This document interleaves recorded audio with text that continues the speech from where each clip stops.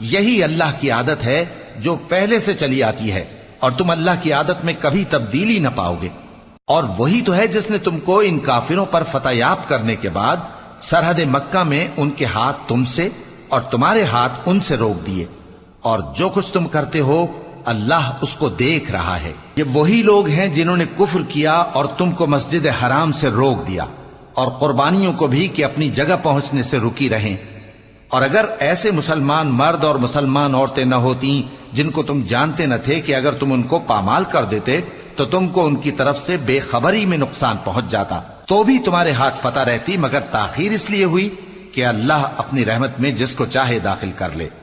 और अगर दोनों फरीक अलग अलग हो जाते तो जो उनमें काफिर थे उनको हम दुख देने वाला अजाब देते। जब काफिरों ने अपने दिलों में जिद की, और जिद भी जाहिलियत की, तो अल्लाह ने अपने पैगंबर और मोमिनों पर अपनी तरफ से